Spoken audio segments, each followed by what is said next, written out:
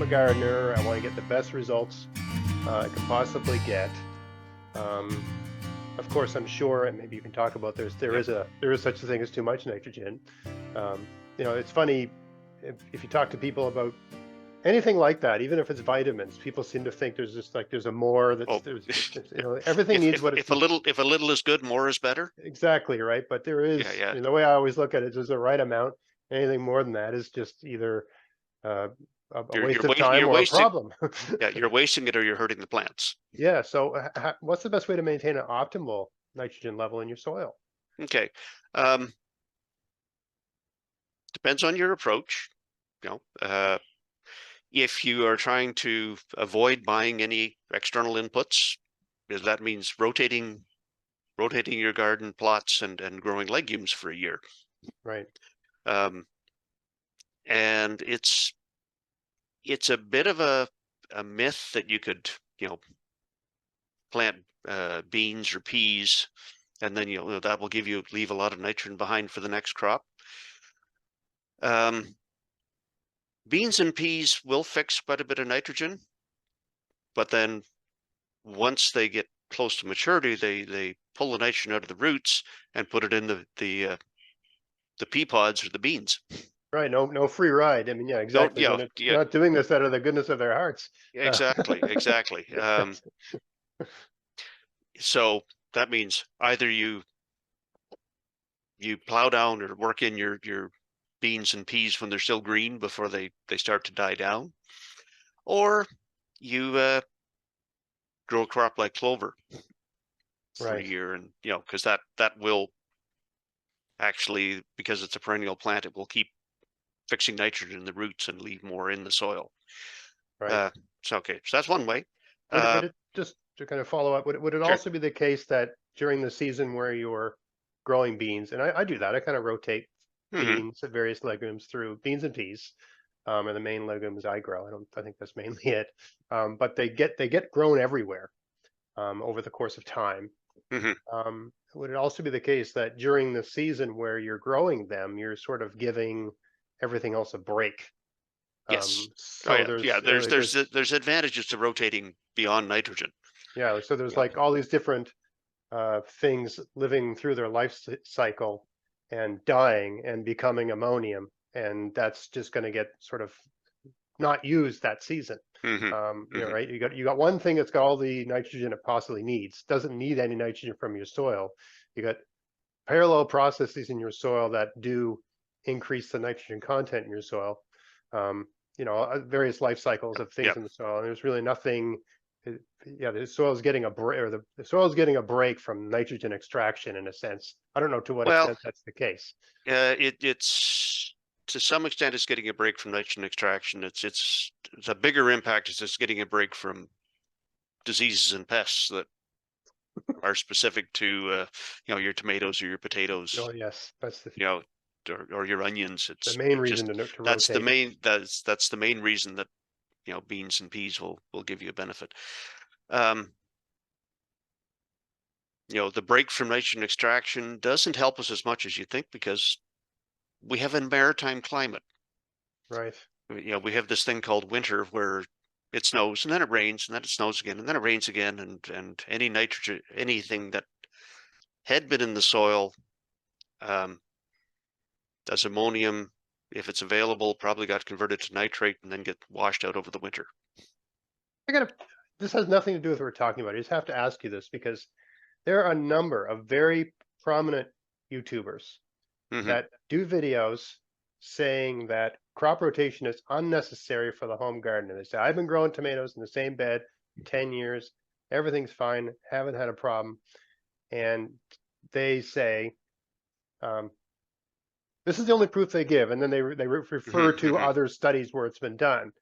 I've got my own take on that. Obviously, I don't agree. I rotate my crops because this is what's suggested by reputable sources. Um, so, what do you say to the person that's okay? I've been growing potatoes in the same place for 10 years.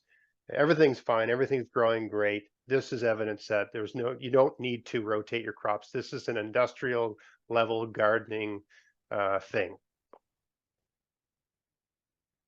If he's growing potatoes or tomatoes for 10 years in a row, he's also uh, using fungicides of some sort just Right. to control the diseases that build up. I know there was a study done on, I think it was in PEI, or was it Ontario? No, it was Ontario, looking at potato rotations, Right. you know, and you know, a rotation with potatoes 1 year and three, and I think they went to barley and then red clover and then back to potatoes. Okay. You know, greatly reduced the amount of fertilizer they needed, greatly reduced the pesticides, fungicides they had to use. Um, had higher yields in the potatoes in the potato year. Mm. The biggest profit was continuous potatoes. Yes. Yes. Even though they had to put a lot more inputs in, just the way it worked out because you were getting paid every year for your potatoes. Right. You Well, know, and I think most of these proponents, they're adding like an inch or more of compost to their soil every year. So in a sense, it's not the same garden. Like an inch of compost mhm. is a lot of That is material. a lot of compost. Yeah. So it's really I've never done a video going through all of this, right? But Hmm, it's hmm. not it's not so you can't put your finger in the same river twice. You've literally changed. It's not the same spot. Like if you Yep, know that sort of thing. yep, yep. I also think it's possible because the sample's so low that they're just getting lucky. Like Hmm. there's a risk of some horrible disease getting into that soil that's unique to the thing they're growing, and they've just been lucky enough that it hasn't become or some terrible Yep. pest setting up shop, and it's just because they're in this fantastic right place, right time, everything's working out, they haven't had a problem, right? Yep, yep. I think that's also Ireland possible grew continuous potatoes for a century until everybody with no started dying. problem. Exactly. Exactly, right? I mean, until Yeah. they either exhausted some crucial element of their soil or just something. Well, It yeah, was a fungus, with wasn't it? it was Phytophthora infestans, Right. late blight of potato. Late blighted potato. And it was Yeah, bad.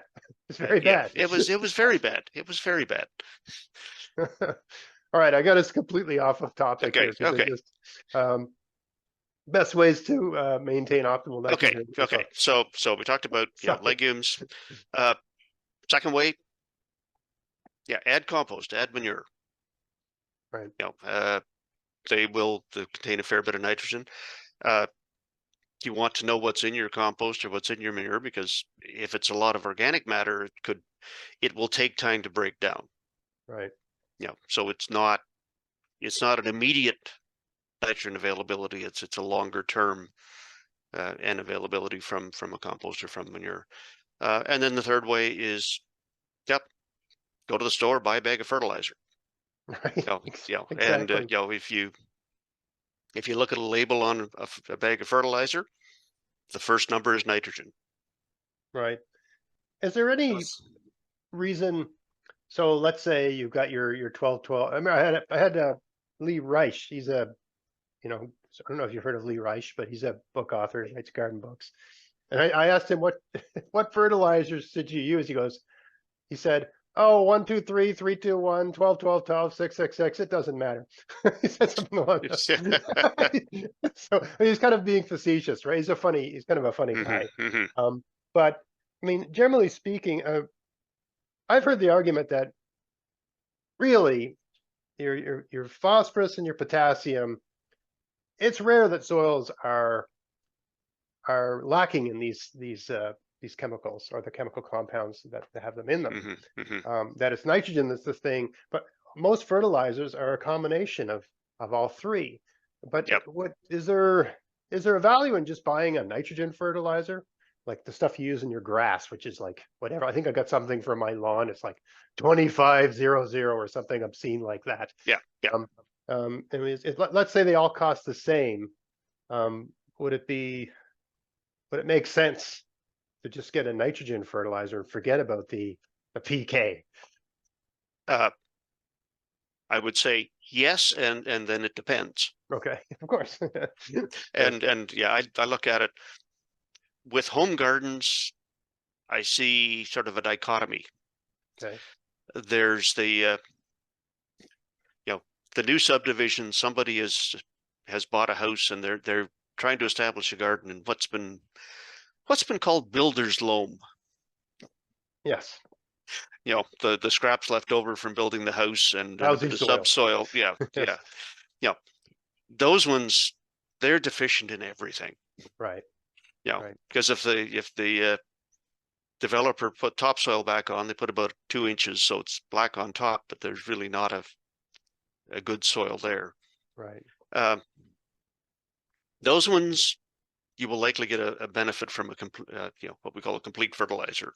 Right. Something that's a triple 12 or triple 15, Right. because a lot of those soils, and without a soil test, you won't know for sure. Some of them may have enough potash, but not enough phosphorus. Well, phosphorus is the one that's often limiting in a lot of those situations. The other side is somebody who's been gardening for 20 years and they've added compost and they've been putting mulch down, and they probably have far more phosphorus and potash in their soil than they will ever need. Right. Yes. And if they get if they're short on something, it will be nitrogen that we lose every year because of the winters we have. Right. Yes. So in that case, buying a 2100 or even a 4600. Right. And to what extent so I mean, over the years, I've really tried to just use organic mulches to maintain the fertility of my soil. And I mean, I'd like to say it's always been successful, but then there's some years where things just, I got a number of beds where I'm noticing I'm cycling the cucumber. I got a row of beds that are 4x10, and every year I move the cucumbers over. Okay. And I've been growing in these beds. So when I first put these beds down, I used the existing soil and some horse manure. And that was 2014, I think. Okay. All those beds have gotten since then was mulch. No amendment whatsoever, just mulch. And the mulch is either leaves or hay or grass, some combination of those things. Maybe once in a while, I will mulch because I'm desperate. I'll mulch with wood chips or something like that. But I don't like to use wood chips, even though so many people are fans of them. I find the year after I use wood chips, and it's totally understandable, right? The year after, it doesn't tend to work as well. And, I probably, if I'm going to use wood chips, I should be using some sort of high nitrogen fertilizer to follow up on it. But anyway, so yeah, I've noticed the cucumbers aren't like they were 8 feet high and 7 feet high and 6 feet high and 5 feet high. So I just bought 2 cubic yards of really well-aged manure a few weeks ago, and I've been adding some to all my beds.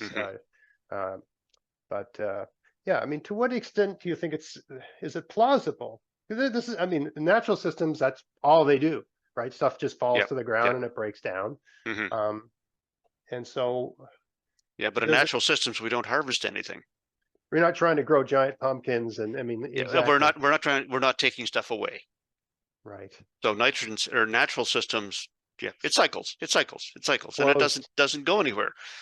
We're saying, okay, we want to have a productive garden. We want to take a big part of what we grow and use it in the kitchen. The most energy-rich part. Yes, yes. To some extent, we leave all the crap. And we're not going and peeing and pooping back in the garden, so we break that cycle. That's true too. After it comes, we're not. It's right. Yeah, that's what we should be doing. Yes, exactly. There's been some interesting experiments with straw bale gardening where they actually use the straw as a growing medium, but by peeing on it regularly. Yeah. There's a logic to that. Right, that would probably work. So okay, that does make sense.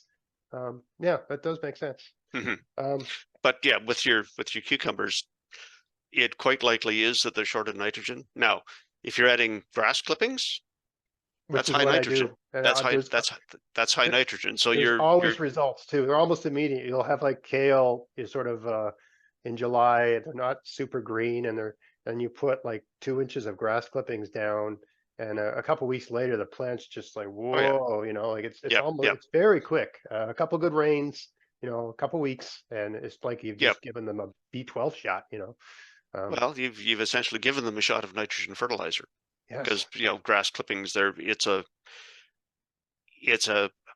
lot of nitrogen relative to the amount of carbon. yes. It breaks down very quickly and it releases nitrogen into the soil. Yeah, So well, you can smell it's it. I mean, yeah. the layers. If you lift it up, there's all this white stuff, and it's Yeah. just Yeah. going crazy. Hmm. Um, yeah, that makes sense. Yeah. So it's the case if you're and your limitation will be, well, where's the grass coming from?